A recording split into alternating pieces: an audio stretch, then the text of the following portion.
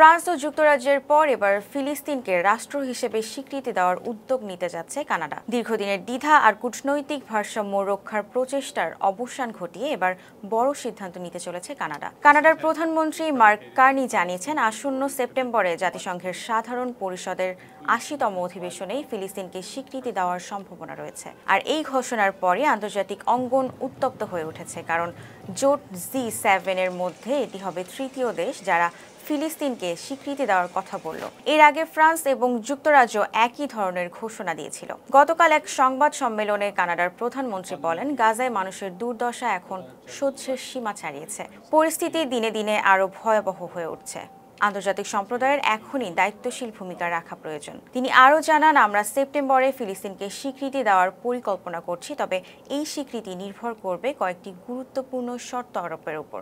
এই শর্তগুলোর মধ্যে রয়েছে ফিলিস্তিন কর্তৃপক্ষকে নিজেদের প্রশাসনিক কাঠামোতে মৌলিক সংস্কার আনা, সশস্ত্র গোষ্ঠী হামাসকে বাদ দিয়ে ২০২৬ সালে সাধারণ নির্বাচন আয়োজন এবং গাজা ও পশ্চিম তীরকে নিরস্ত্রীকরণে প্রতিশ্রুতি প্রদান। মার্ক কার্নির মতে, এই শর্তগুলো শুধু আমাদের আভ্যন্তরীণ রাজনৈতিক অবস্থানের নয়, বরং আন্তর্জাতিক নিরাপত্তা ও টেকসই শান্তির জন্যও অপরিহার্য। এর আগে ফরাসি প্রেসিডেন্ট এনামুয়েল মাখোঁ জানিয়েছিলেন, সেপ্টেম্বরে ফিলিস্তিনকে রাষ্ট্র হিসেবে স্বীকৃতি দেওয়া হবে। পরে একই সুরে যুক্তরাজ্যের নতুন প্রধানমন্ত্রী কিয়ার স্টারমারও বলেন, ইসরায়েল যদি কিছু নির্দিষ্ট শর্ত না মানে তবে তারাও ফিলিস্তিনকে রাষ্ট্রের মর্যাদা দেবে।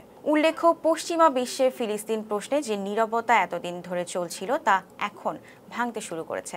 বিশেষ করে ২০২৩ সালের শেষ দিকে এসে গাজায় ইসরায়েলি আগ্রাসন ও মানবিক বিপর্যয়ের পর আন্তর্জাতিক চাপ অনেকটাই বেড়ে গেছে। মার্ক কার্নির উপর এই চাপ আরও বেড়ে যায় যখন কানাডার প্রায় ২০০ জন সাবেক রাষ্ট্রদূত ও কূটনীতিক এক খোলা চিঠিতে ফিলিস্তিনকে স্বীকৃতি দেওয়ার আহ্বান জানান। সেই চিঠিতে তারা স্পষ্ট করে বলেন, দখলকৃত পশ্চিম তীর ও গাজায় ইসরায়েলের কর্মকাণ্ড শুধু আন্তর্জাতিক মানবাধিকার লঙ্ঘন নয়, বরং এটি সরাসরি কানাডার মূল্যবোধকেই আঘাত করেছে।